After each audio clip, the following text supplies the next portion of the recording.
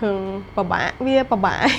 thôi mà đá nhôngដូចกระดาษសលាតចឹងខ្ញុំមិនដែលមានប័ណ្ណពិសោធន៍រកស៊ីអីទេគ្រួសារក៏អត់ដែរបែកទៅឆ្នាំ2018 19ខ្ញុំធ្លាប់លក់អនឡាញមួយមិត្តភ័ក្ដិខ្ញុំ Alice ពេលហ្នឹងអត់មានកាត់អីច្រើនទេនៅរៀនពីអ្នកខ្ញុំវាធ្វើអីក៏ធ្វើដែរឲ្យតែបានលុយរបៀបចង់លក់អ្វីដែលរកលុយបន្ថែមលក់បដារៀនបដាបន្ទាប់មកក៏ឈប់វិញដោយសារយើងរវល់រៀងខ្លួនចឹងទៅរហូតដល់ឆ្នាំ2020កំឡុងពេលកូវីដហ្នឹងនៅផ្ទះពេលហ្នឹងយើងដូរទៅរៀនអនឡាញវិញហើយអញ្ចឹងទៅក៏គិតថាចង់រកលុយទៀតហើយអបសក់នៅផ្ទះអត់ដឹងធ្វើអី lockdown ក៏ order វ៉ែនតាមកលក់វ៉ែនតាហងកៅអៅផងអត់ចាំនេះលក់ចេះតែលក់បានដែរពេលហ្នឹងអត់មានអីគិតអីច្រើនទេមានដើមទុន20រៀល30រៀលណាចេះតែទិញមកឲ្យលក់ផុសទៅផុសតាម IG ចោលហើយចេះមានអ្នក support រហូតខ្ញុំអត់ដឹងថាគេពាក់ទៅណាដែរដល់ពេល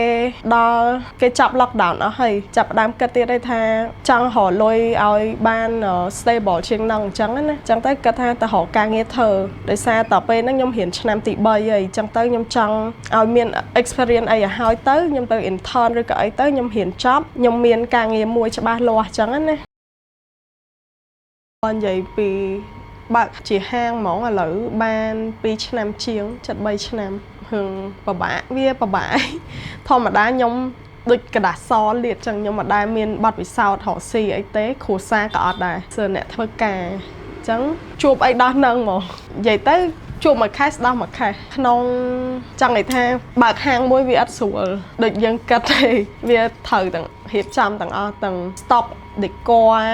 finance អញ្ចឹងជាពិសេសគឺរឿងលុយហ្នឹងហ្មងអញ្ចឹងថាយើងត្រូវប្រវល់យើងត្រូវលក់មិនអីមិន marketing អីចឹងគឺខ្ញុំតែឯងគាត់ថាសុំមាន experience សួរគេខ្លះអីខ្លះចឹងណាបងដែលគាត់មានបទពិសោធន៍អីចឹងទៅតែ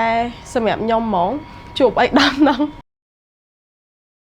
ពេលដែលដូរមកហាងថ្មីនេះបន្ទុកវាធំជាងមុនដោយសារតែ rental អីវាខ្ពស់អញ្ចឹងទៅខ្ញុំអត់អាច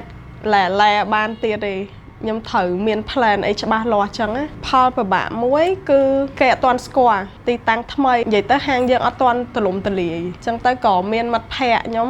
Alice ទៀតអីគាត់មកជួយធ្វើវីដេអូជួយអីពេល grand opening ហ្នឹងអត់មានអីធំដុំនិយាយទៅរៀបចំហាងឲ្យភ្លាមគឺបើកភ្លាមតែម្ដងពេលហ្នឹងរៀបឆ្លងឆ្នាំបើសួរថាLados ជោគជ័យអត់រងថ្ងៃខ្ញុំគិតថាជោគជ័យហីដោយសារតនិយមន័យពាក្យជោគជ័យវា apply ទៅលើមនុស្សម្នាក់វាផ្សេងគ្នាអញ្ចឹងណាអញ្ចឹងសម្រាប់ខ្ញុំមានហាងមួយខ្ញុំសប្បាយចិត្តខ្ញុំកេងលក់ស្រួលហើយដូចថាខ្ញុំបានធ្វើអីដែលខ្ញុំចង់ធ្វើខ្ញុំស្រឡាញ់ចឹងទោះជាមានបញ្ហាអីក៏ខ្ញុំអូខេដែរខ្ញុំអូខេនឹងដោះស្រាយ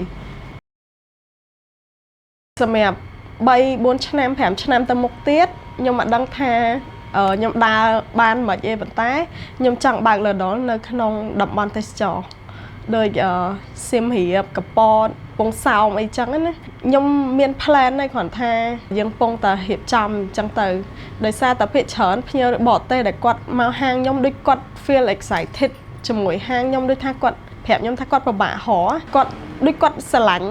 របៀបចឹងអញ្ចឹងខ្ញុំមិនដឹងថា vibe គាត់ត្រូវមួយយើងឬក៏មិនទេគាត់ថាយើងចង់បរិយាសម្រាប់3 4ឆ្នាំទៅមុខទៀតយើងចង់បរិយាឲ្យធំជាងហ្នឹង